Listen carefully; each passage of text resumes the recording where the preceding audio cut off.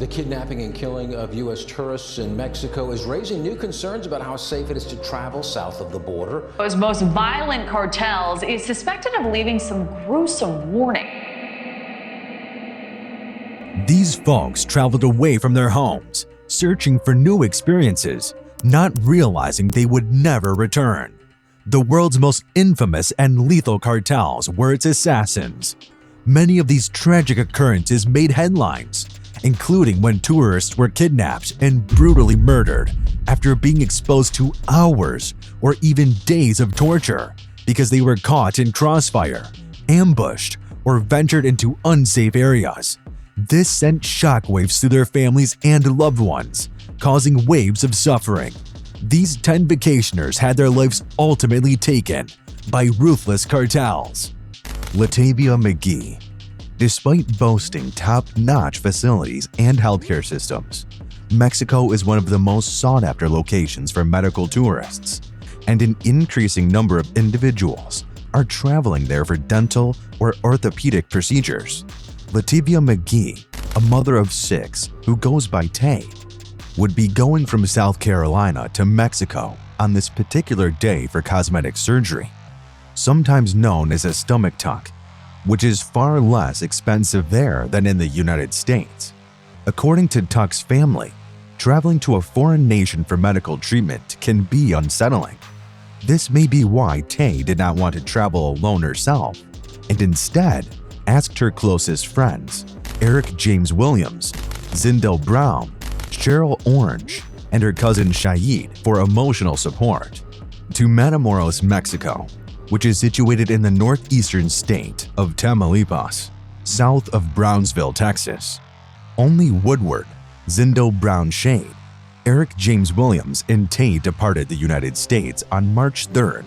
On March 4th, Cheryl Orange, her 6th travel partner, was stuck in Brownsville, Texas after forgetting her identity and being unable to enter Mexico.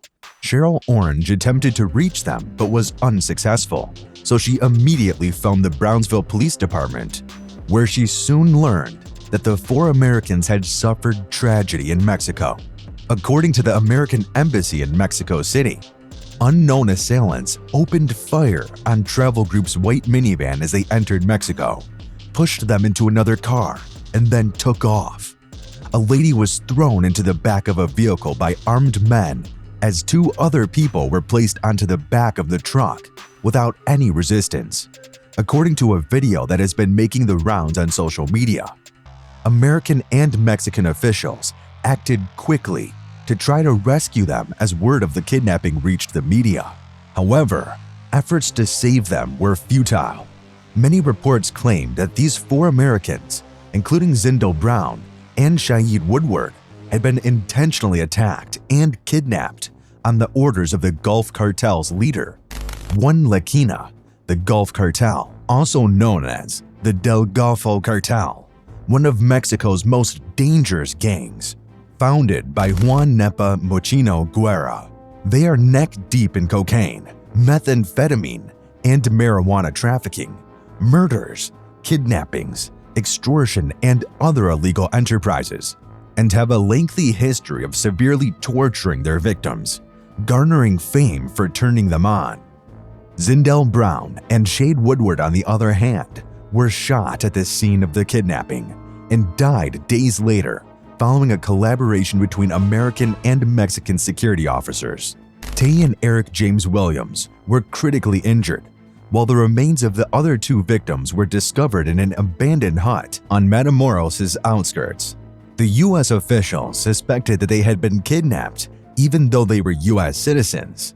The Mexican government, however, maintains that they were mistaken for a rival group while investigations were still underway. The Scorpion faction of the cartel sent a handwritten letter claiming responsibility for the kidnapping and apologizing for breaking their code of never harming innocent victims. 5 men who were tied in a vehicle and are believed to have been responsible for the kidnapping accompanied the letter following the murders of Zindel Brown and Shaid Woodward Jacksons. Justin Jackson. Thousands of people from all over the world come to various parts of the city to enjoy a very relaxing and fun-filled moment while visiting interesting parts of the city. But over the years, the once exciting city has been overshadowed by an unexpected increase in the number of criminal activities and kidnappings of tourists. And even the most unexpected person can be the source of your nightmare. This is the narrative of American tourism.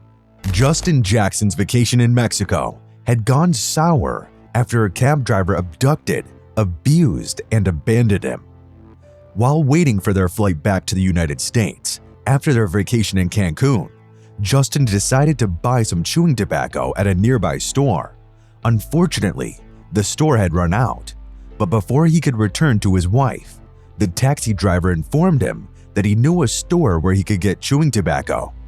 Justin believed him and followed him, but as soon as he got out of the car, he was hit in the back of the head and awoke in a ditch.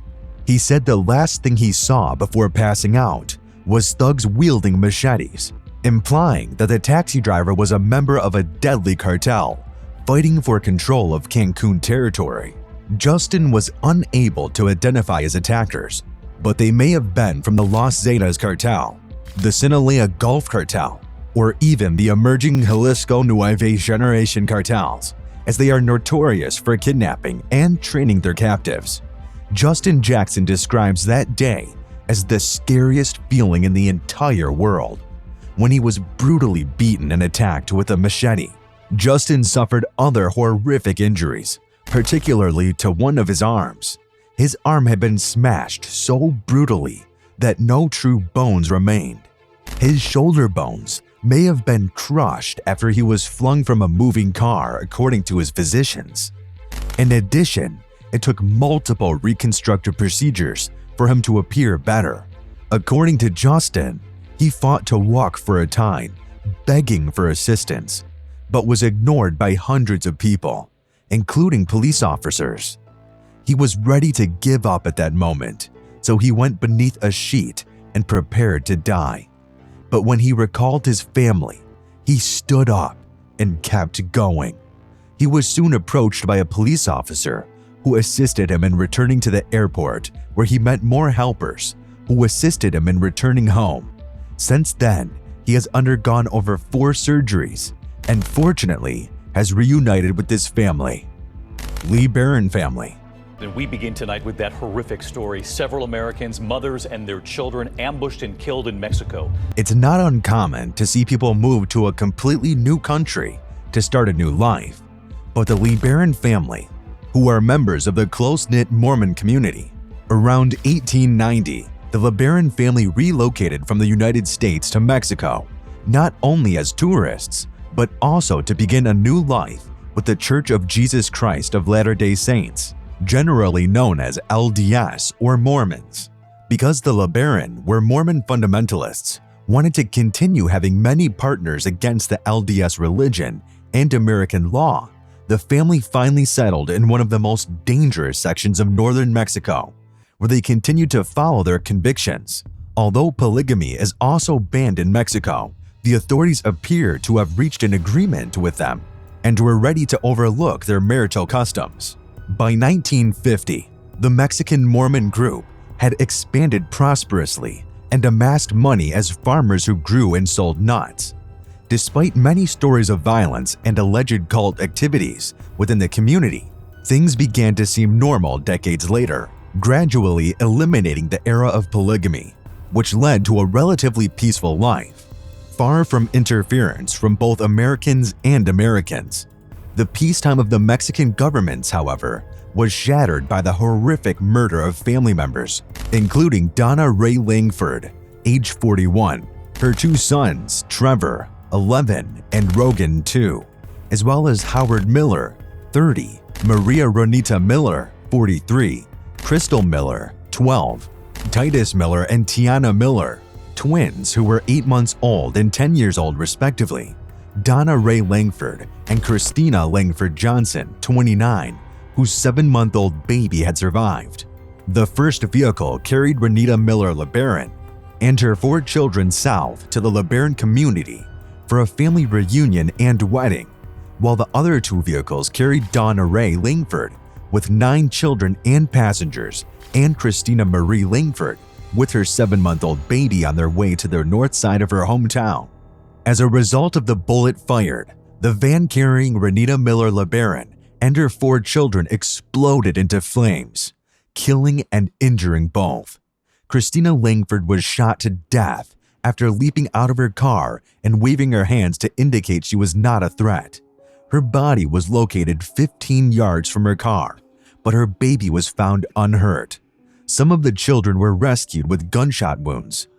After hours of searching, it was discovered that this was not the first time the Juarez cartel had attacked this family.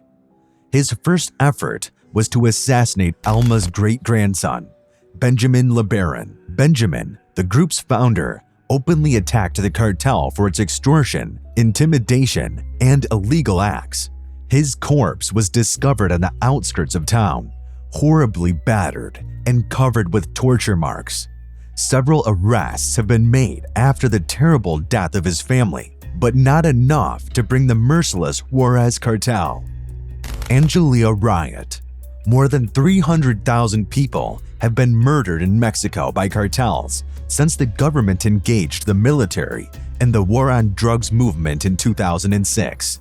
A substantial number of tourists have died, including many Americans. Nevertheless, Angelia Riot, who was born in Himachal Pradesh but now resides in San Jose, California, would be the latest victim of a fatal attack by one of the deadliest Mexican cartels. Angelia Riot had enjoyed her travels. Her duty as a travel blogger in over 20 nations was to display the nicest parts of the places she visited, with her 40,000-plus Instagram followers. But despite Mexico's lovely surroundings, the ruthless cartels could not hide for long throughout the 25 years. An elderly Californian travel blogger was killed in a shootout between the notoriously vicious Jalisco Nueva Generation cartel and rival groups Los Pelones over control of the Tulum region. Los Pelones is an abbreviation for Los Audaces. Angelia had just shared a snapshot of herself standing by the outdoor pool at Hotel Cielo Maya, and a slow-motion video of herself strolling and reclining in the hotel's waterside hammock on Instagram, captioning it, "Vibrating with the ocean before it was unleashed hell." Things worsened when an unknown individual, thought to be a member of a rival gang, went into the La Malcolita bar to hide from members of the drug gang Los Penelas, who were hell-bent on killing him. The gang started to shoot forcefully into the air, as directed by the shop owners, demanding that she wait in line and pay protection money. A bullet from the gang's irresponsible firing struck Angelia, wounding her and causing her to bleed to death as people scrambled to find a safe place to hide. Unfortunately, Angelia died before she could get proper care. Jennifer Hensoldt, a German lady who was also slain in the incident, which also injured a Dutch woman and 2 German males. The Polinas cartel had a long history of extorting protection money from Cancun nightclubs and bars, and was looking to spread its tentacles further south to Tumo and Playa del Carmen, forcing them to compete with the Jalisco Nueva Generation cartel, which has long controlled the area and successfully built a drug empire worth around $13 billion. The Jalisco New Generation cartel has grown to be one of the most powerful cartels in Mexico, led by Nemiso Osorega Cervantes, also known as El Mencho, the ruthless leader of the gang, who is dedicated to horrifyingly torturing his victims, such as ripping out their hearts, dissolving their bodies in acid, and even attacking a pregnant woman. Charlie Anderson. Although Mexico has the most cartels and gang members, that does not mean these dangerous groups do not exist elsewhere. Devastating attacks and murders of tourists have increased in Jamaica, another fascinating country where hundreds of tourists flock every year to enjoy the diversity of food and colorful carnivals on the white sand beach. Charlie Anderson, 75, and his wife Gail Anderson, 71, located to Jamaica in 2017 to experience the island not as tourists, but as members of the community. Charlie Anderson spent much of his life in Jamaica before immigrating to the United Kingdom with nothing more than a tiny bag in quest of brighter pastures. He was eventually able to build a name for himself within the community in the United Kingdom after several years in the nation. He and his wife had become increasingly popular, respected, and liked by his friends and family. His long-held desire, though, had been to return to Jamaica with his wife, where he planned to build a house and spend the rest of his days with the love of his life. Charlie and his wife ultimately took their life savings and moved to Jamaica, where they constructed a luxurious 8-bedroom mansion. But 8 months later, the pair were surprised victim of card theft. Credit and over $50,000 were taken from his account. They reported the incident to Jamaican authorities and were awaiting a positive outcome from their investigation when they were ambushed and slain in their house on June 22, 2018. The bodies of the couple were discovered in various locations outside their house. The pair were suspected of being tortured and assaulted. Charlie's body was recovered 40 meters away from the house. According to sources, Jamaican police arrested a person suspected of being responsible for his murder, who was part of a credit and debit card fraud network and might have defrauded a couple $1,000s. Credit and debit card fraud groups are well known in Jamaica.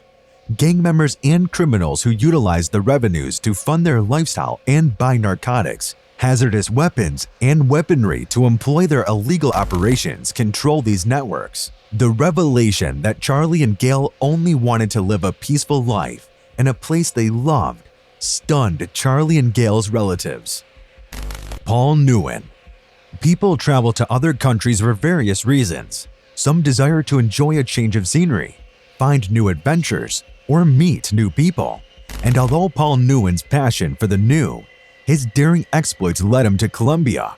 His impulsive attraction to a Colombian woman led to his untimely demise. Paul and Gwen were both 27 years old. According to family relatives, he was a Cal State Fullerton graduate who was visiting Medellin, Colombia for the first time with a friend. Paul loved to travel and would always come home a few days after arriving in the field with interesting stories and recollections. According to reports, he met the woman in El Poblado district, which is famed for its gourmet restaurants, cafes, and nightlife. Paul's dead body was discovered 5 miles from the town, where they met around 1 hour later. Hours had passed, and his companion was getting increasingly concerned that Paul had not returned from his Airbnb stay. A friend contacted Paul. His concern was shared by his family. They immediately discovered that his bank account had been depleted using his credit card while he was unavailable. Days later, his family will be devastated by the news, which will send shock and grief to the entire family. A girl he met at the pub had set up Paul. She had supposedly been part of a prominent Colombian gang whose activities included drug trafficking, abduction, and armed robbery, and had moved away to harass unsuspecting travelers using dating apps such as Tinder to rob them at gunpoint. According to accounts, this legendary crew was not kind to their victims and was not happy to merely take from them, but instead took delight in terminating their lives. Paul's date led him into a trap planned by her and other gang members. They kept him at gunpoint, beat him, and drugged him with an overdose of clonazepam, a lethal sedative. They took all of his things, including his credit cards, and he was left on the street to die because of the drug cartel's harmful consequences. Paul allegedly sent a Snapchat selfie of himself and the woman he met on the dating app before disappearing, which aided Colombian officials in locating and apprehending his suspected killers. Colombian authorities apprehended Evelyn Hanu Herrera and 2 accused males. Authorities took 4 months to apprehend Paul's associates, who were part of a group committed to robbing individuals through dating apps after collecting evidence from Paul's credit card transactions and social networks. Kyle McKenzie had gone on vacation on occasion throughout the years and had opted to spend an extended vacation in Medellin, Colombia, following which he planned to return to England. The Spanner, on the other hand, would be included in his plot after being violently attacked on a hiking expedition on this specific day. McKenzie, a Swedish-born British citizen, wanted to go trekking, but nothing could have prepared him for the surprise attack that took his life. He was trekking at the El Cerro de las Cruces in Medellin, Colombia.